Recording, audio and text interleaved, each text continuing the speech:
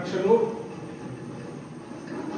చిన్న మారుమూల గ్రామ కొత్తపల్లిలో విజయదశమి ఉత్సవము ఆర్ఎస్ఎస్ ఒక కార్యక్రమాల్లో పాల్గొనడము ఈ రోజు నా జీవితం సార్థకము ధన్యమని నేను భావిస్తున్నా.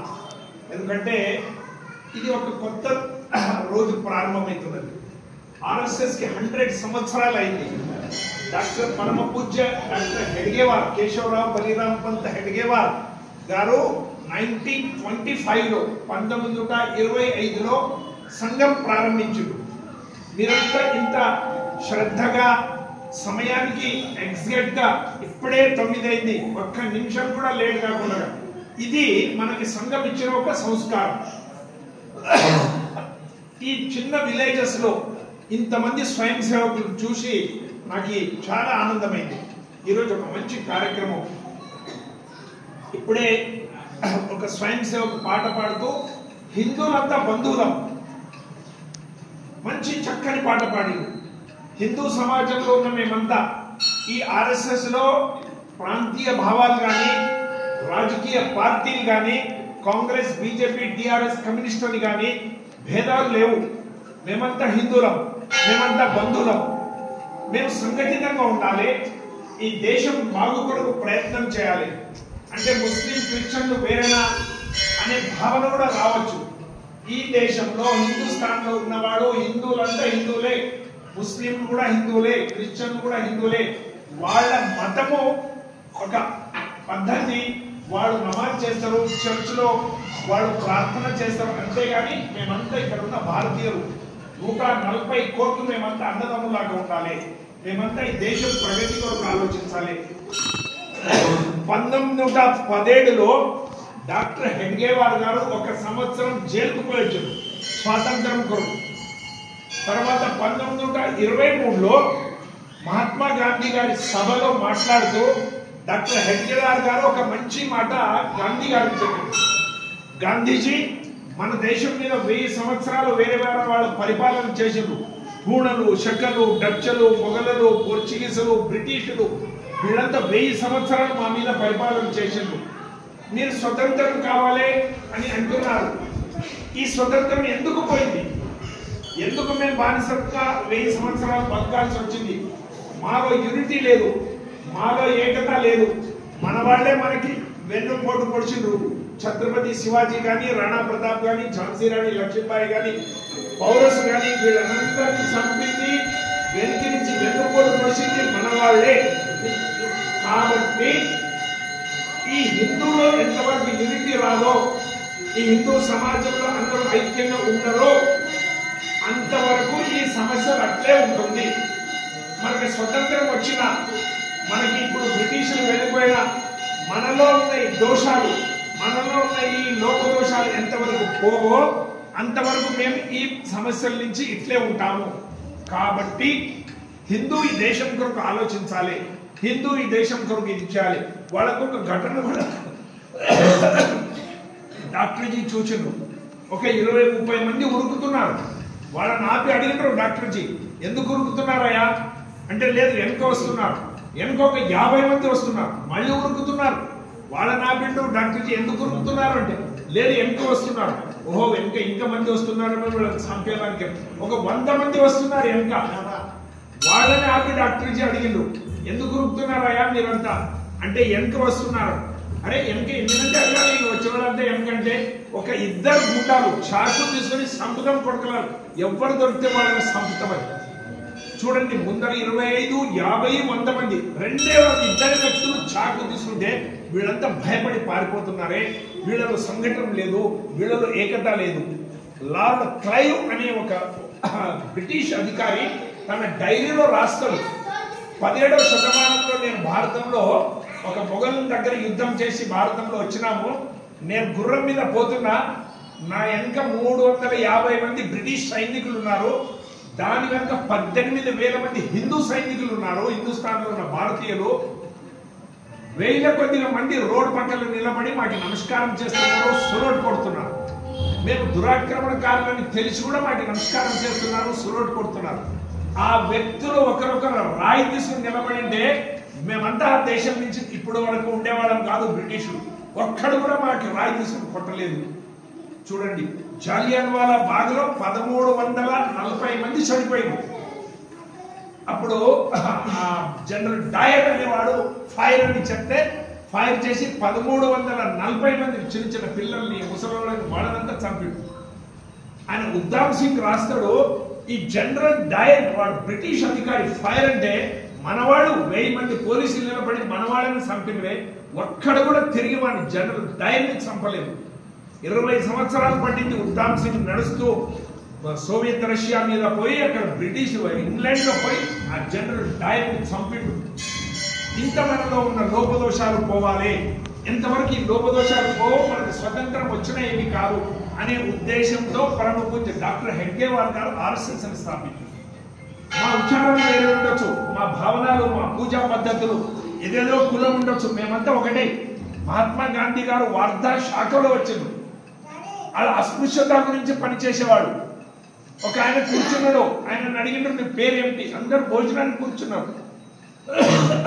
ఆయన పేరు చెప్పిండు, అమర్ దీక్షిత్ ఏదో ఆయన ఉన్న పేరు. నువ్వు ఏ కులం అని అడిగిండ్రు గాంధీ గారు. నేను బాపనాయ బ్రాహ్మణ్ అన్నాడు. పక్కలో ఉన్న సైన్స్ సేవకుని అడిగిండ్రు, నీదే కులం. ఆయన దళిత బంధు అని చెప్పిండు, హరిజనుడు అని చెప్పిండు. డాక్టర్జీ గాంధీ గారికి ఆశ్చర్యం, ఇక్కడ బాపనాయ కూర్చున్నాడు, ఇక్కడ హరిజనాయన కూర్చున్నాడు, పక్క పక్కన తొడ కంటించుకొని ఇద్దరు భోజనం చేస్తున్నారు, మీలో ఎప్పుడు భావన రాలేదా అంటే వాళ్ళు చెప్పినారు, మాకు సమస్యనే రాదు గాంధీ గారు, మీరు అడిగినారని మా కులం చెప్పినాం, కానీ మేము సంఘంలో కులం గిలం చెప్పం, మేమంతా హిందువులం, మేమంతా అన్నదమ్ములం, మేము భావనతో ఉన్నాం. చూడండి, దేశం కొరకు, ఈ సమాజం కొరకు ఎంతవరకు మీరు పనిచేసే భావన మీలో రాదో ఈ దేశం స్వతంత్రం వచ్చినా మళ్ళీ ఉండదు అనే భావనతో డాక్టర్జీ గారు పనిచేశారు. ప్రతి ఒక్క వ్యక్తిలో మొదటిది దేశం, రెండోది పార్టీ, మూడోది మన నాయకుడు వ్యక్తి.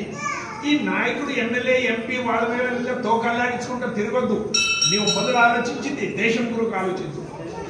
నువ్వు మొదలు తర్వాతని పక్షంని, పార్టీని, కులంని, జాతి అవన్నీ తర్వాత, మొదటిది మాకు దేశం.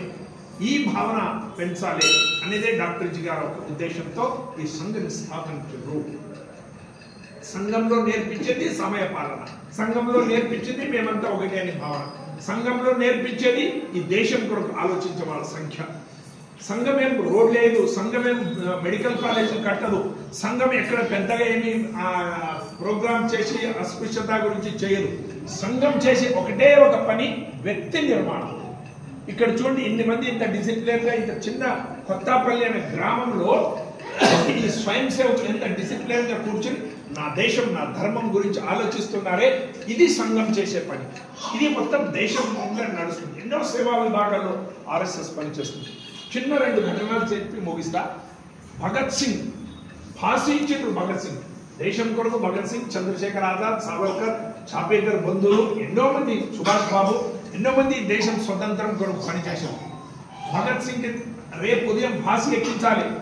భగత్ సింగ్ తల్లిని అడిగినారు, అమ్మా నీవు కొడుకుని ఉదయం 5 గంటగా ఫాసీ తీస్తున్నాం, నీది చివరి కోరిక ఏమైనా ఉందా అని ఆ మహాతల్లిని అడిగితే ఆ మహాతల్లి కంట్లో నీళ్ళు వస్తుంది. ఆయన పోలీసు అధికారి అడుగుతాడు, అమ్మా నీ కొడుకుని ఉదయం ఉరి తీస్తున్నాం, దాని కొరకు నువ్వు ఏడుస్తున్నావా అంటే ఆ తల్లి చెప్తుంది, లేదు లేదు, నా భగత్కి ఉరి తీస్తారని నేను ఏడవటం లేదు, నాకు ఒకటే కొడుకున్నాడు, ఇంకొక కొడుకుంటే నేను భారతమాత సేవ కొరకు పంపించేదాన్ని. చూడండి, అంత ఆ సమయంలో కూడా ఆమె దేశం కొరకు ఆలోచన చేసే శక్తి ఆ తల్లి, మహాతల్లిలో, భగత్ సింగ్ తల్లిలో ఉండే. ఇలాంటి ఎన్నో మహానుభావులు ప్రాణ బలిదానం నుంచి ఈరోజు స్వతంత్రం వచ్చింది.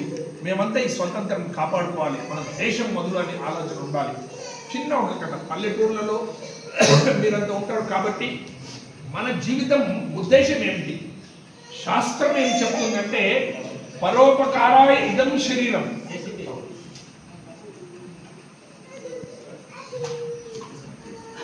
పరోపకారాయ ఇదం శరీరం, పరోపకారాయ వహంతి నద్య. నది పారుతున్నది నీళ్లు మందికి ఇచ్చేదానికి. పరోపకారాయ ఫలంతి వృక్ష, ఈ వృక్షాలను పండిస్తున్నవే పరోపకారం కొరకు. పరోపకారాయ దుహంతి గావహ, ఆవు ఏం పాలిస్తుంది తన కొరకు కాదు, మీ కొరకు ఇస్తుంది, పండ్లు ఇస్తుంది, నది నీళ్ళు ఇస్తుంది. మీరు కూడా ఏమైనా చేయండి చేయండి చేయండి, దేశం కొరకు, సమాజం కొరకు ఏమైనా చేయాలి అనే భావన మన శాస్త్రాల్లో చెప్తారు. మా జీవితం మన కొరకు కాదు, ఇంకొకరి కొరకు, వేరే కొరకు, దేశం కొరకు, ఆ ఒక ఉద్దేశంతో ఉండాలి. ఒక ఊరిలో ఇట్లే చిన్న ఊరిలో కొన్ని గుడిసెలు, పాపం చాలా బీదవాడు ఉన్న ఒక గల్లి, ఎవరు అగ్గి అంటించింది, దగ్గదగదగదగా అగ్గి అంటి కాలుతున్నది. బిందెల నుంచి, బకెట్ల నుంచి, పెద్ద పెద్ద దాని నుంచి నీళ్ళేస్తే కూడా చల్లగా అవటం లేదు. ఒక పిట్ట దూరం కూర్చునింది, ఆ పిట్ట చూసింది, నేను కూడా ఏమైనా చేయాలి అని తన చుంచులో కొంత నీళ్లు తెచ్చి దాని మీద వేస్తుంది. పోతుంది, నీళ్లు తెస్తుంది, ఎత్తుంది, పోతుంది, నీళ్లు తెస్తుంది, అగ్గి మీద వేస్తుంది. అక్కడ కూర్చున్న వ్యక్తి, ఈ కథలు కథారూపంగానే చూడాలి. పిట్టలు మాట్లాడుకోమంటే ఒక మంచి సందేశం ఇచ్చడానికి కథలు ఉంటాయి. ఆ పిట్ట నీళ్ళేస్తుంటే ఆయన అడిగిండు, పిట్ట నీకేమైనా బుద్ధి ఉందా? ఇంత పెద్ద అగ్గి కాలుతుంది, బ్యారల్ నుంచి బిందెల నుంచి వేస్తే అది చల్లగావటం లేదు, నీ చుంచులో నీళ్ళు ఎంత వస్తాయి? నీవు ఆ దూరం నుంచి తెస్తావో వేస్తావు, దాని నుంచి ఏం లాభం? దాంట్లో పడి చచ్చిపోయే వేడనా అని పిట్టకి చెప్పిండాలి. అప్పుడు ఆ పిట్ట చెప్పిన మాట మేమంతా జ్ఞాపకం చేసుకోవాలి, జీవితంలో దాన్ని ఆచరించాలి. ఆ పిట్ట ఏం చెప్తుందంటే, అయ్యా నాకు కూడా తెలుసు, నా చుంచులో నీళ్ళు కొంతనే వస్తాయి, దాని మీద వేస్తే చల్లగా అయితే లేదని నాకు కూడా బాగా తెలుసు. అయితే రేపు ఇతిహాసం రాస్తారు, ఈ దుర్మార్గులు ఎవరు అగ్గంటించింది, ఈ బీదవాళ్ళ గుడిసెలకి అగ్గంటించి దుర్మార్గులు ఎవరు, అగ్గి ఆర్పేదానికి, చల్లగా చేసేదానికి ప్రయత్నం చేసిన మహానుభావులు ఎవరు, ఆ మహానుభావుల లిస్టులో నా పేరు రావాలని నేను ప్రయత్నం చేస్తున్నా, కానీ ఆ దుర్మార్గుల దాంట్లో నా పేరు రావద్దు అని ఆ పిట్ట చెప్తున్నాను. చూడండి, నేను ఎంతో ఉన్న ఉద్దేశము మంచి చేయాలి, ఏమని చేయండి, మంచిది చేయండి, జీవితాంతం చేస్తూ ఉండండి, పరోపకారం కొరకు మీరు ఇది చేయండి. ये वंदन की भूमि है, अभिनंदन की भूमि है, ये अर्पण की भूमि है, ये तर्पण की भूमि है. इस देश के बिंदु बिंदु गंगा जल के समान है. इस देश के कंकर कंकर में शंकर रहता है. हम जिएंगे तो इस देश के लिए, हम मरेंगे तो इस देश के लिए. यदि मरने के बाद भी हमारे गंगा में बहती हुए हमारी अस्थियों को कोई कान लगाकर सुनेगा तो एक ही आवाज आएगा, भारत माता की जय, भारत माता की जय. ఇది మన ధైర్యం కావాలి. ఇది సంఘం మనకు నేర్పిస్తుంది. సంఘం నేర్పించేది వీళ్ళలో క్రమశిక్షణ, వీళ్ళలో దేశభక్తి.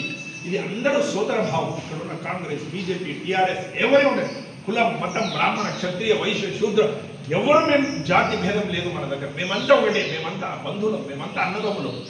మీ పూజా పద్ధతి, మీ ఇంట్లో ఆచరణలు వేరే, కానీ మేమంతా ఒకటి అనే భావన సంఘ డాక్టర్ హెడ్గే వారు నేర్పిస్తున్నారు. ఈరోజు 100 సంవత్సరాలు పూర్తయింది. ప్రపంచంలో ఏ దేశంలో ఎక్కడ కూడా 100 సంవత్సరాలు పగలకుండగా ఒకటే ధ్యేయం మీద ఆర్ఎస్ఎస్ మాత్రం ఉంది అని మన బీబీసీ వాడు చెప్పింది. వరల్డ్లో ఎక్కడ ప్రపంచంలో లేదు ఇలాంటి సంస్థ, అది కేవలం ఆర్ఎస్ఎస్. కాబట్టి మీరంతా ఆర్ఎస్ఎస్ స్వయం సేవకులు దేశం కొరకు ఆలోచిస్తున్నారు.